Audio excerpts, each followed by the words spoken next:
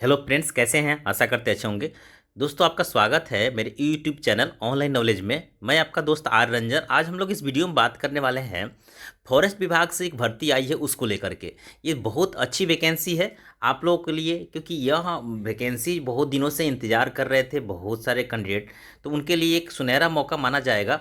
दोस्तों, आप अगर मेरे चैनल पर नए आए हैं, प्लीज़ आप सब्सक्राइब करके बेल आइकन को दबा दीजिएगा, ताकि मैं जो भी अपडेट लाऊं जॉब के रिगार्डिंग वो आप तक पहुंचता रहे।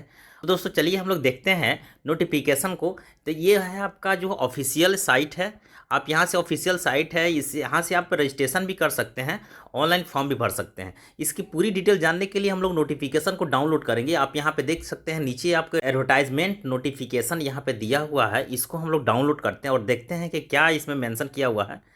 तो यहाँ पे हमने क्लिक किया और ये नोटिफिकेशन जो है डाउनलोड हो गया।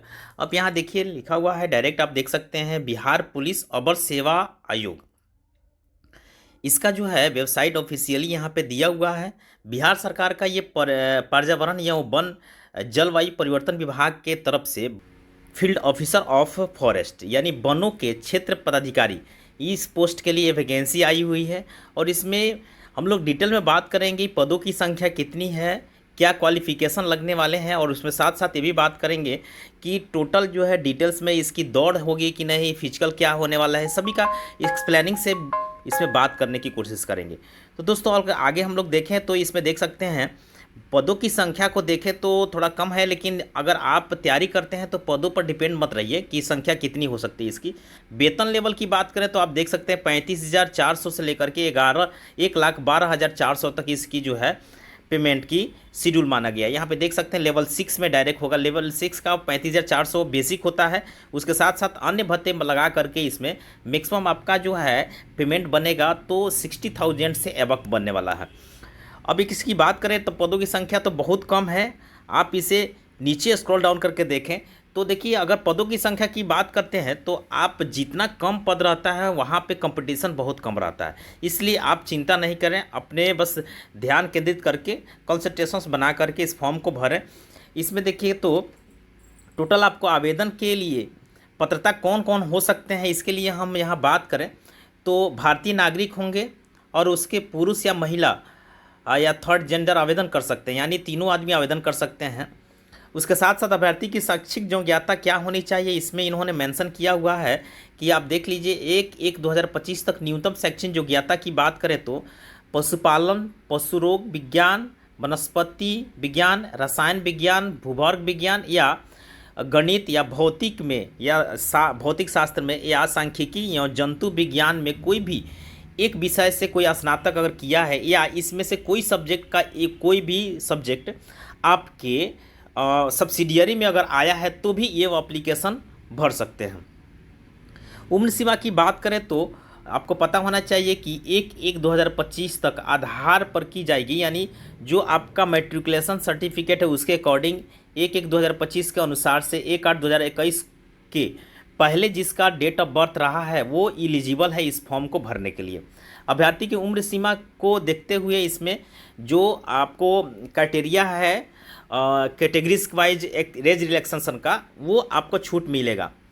अब देखिए यहाँ पे शारीरिक मापदंड की बात करें तो इसमें देखिए, इसमें ऊंचाई हाइट को बहुत ही मिनिमम रखा गया है, वो देख सकते हैं पूरी जानकारी। कम में आपको दिखाई दे रहा है कि अनारक्षित यानी जो समान वर्ग के कैंडिडेट आते हैं जो जनरल कैटेगरीज के, उनकी बात करें तो हाइट 163 सेंटीमीटर रखा गया है। अनुसूचित जाति के पुरुषों के लिए न्यूनतम हाइट 152.5 है सेंटीमीटर के अनुसार से, और उसके बाद अनारक्षित जो वर्ग समान वर्ग के जो महिलाएं आती है या अत्यंत पिछड़ा वर्ग के अनुसूचित जाति वर्ग के महिलाएं जो आती हैं उनको 150 सेंटीमीटर ही रखा गया है।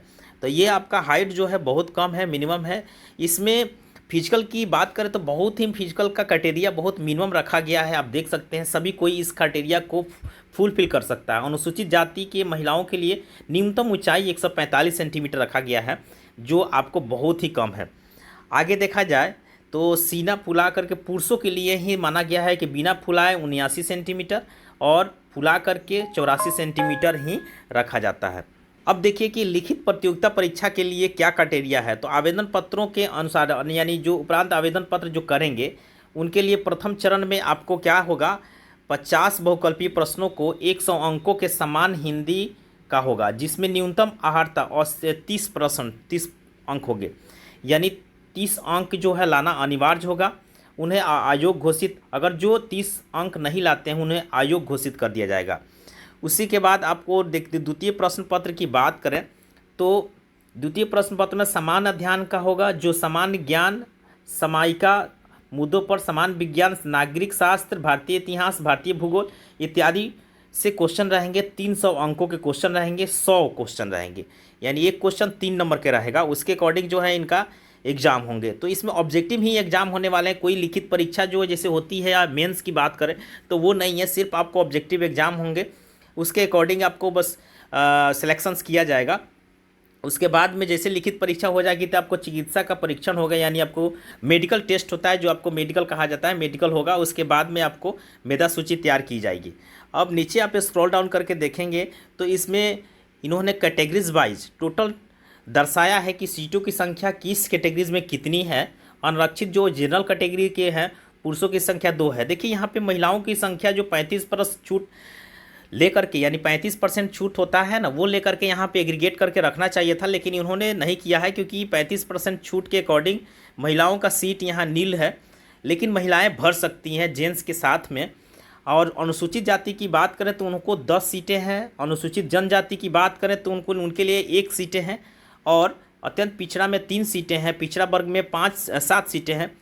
महिलाओं के लिए पिछड़ा वर्ग में 0 सीट है, लेकिन आप इस सीट पर पूरे पर महिलाएं या जेंट्स दोनों लड़ सकते हैं। उनके लिए ऐसा कोई क्राइटेरिया नहीं रखा गया कि महिलाएं नहीं भर सकती हैं, ये आप कन्फ्यूजन में नहीं रहिए। अब आप लोग को देखें तो इसमें दौड़ की जो है लिमिटेशन रखा गया है। जो फिजिकल जो बात करते हैं तो दौड़ने की आपको कोई इसमें ज़्यादा नहीं है, आपको बस चलना है। आपके पास अगर थोड़ा सा सांस है, यानी आप चलने की आदत है आपको, तो डेफिनेटली इसमें क्वालिफाई आप कर सकते हैं। ये आपका टोटल एक्सप्लेनिंग है आपका नोटिफिकेशन का, इसमें आप देख सकते हैं टोटल। आपको एक चीज़ और बता दें कि इसकी लास्ट अप्लाई कब तक होगी, तो इसकी बात करें तो पहले ही आपको मैंने यहाँ पे दिखाया है कि तिथि 1/6/2025 तक इसका फॉर्म भराएगा, और अप्लाई का डेट जो है आवेदन शुरू हो चुके हैं। नोटिफिकेशन जैसे ही जारी हुआ था 3 दिन से नोटिफिकेशन जारी है और फॉर्म भी भरना शुरू हो चुका है, इसलिए आप देरी नहीं करें। 1/6/2025 तक इसका फॉर्म भराएगा, लेकिन आप जल्दी भर देंगे तो साइट जो है बहुत स्लो हो जाती है। कभी कभी कल से साइट स्लो थी, आज खुली है नोटिफिकेशन, इसलिए आप जल्दी भर दें फॉर्म, नहीं तो ये साइट बंद हो जाएगी तो फिर आपको परेशानी बढ़ जाएगी।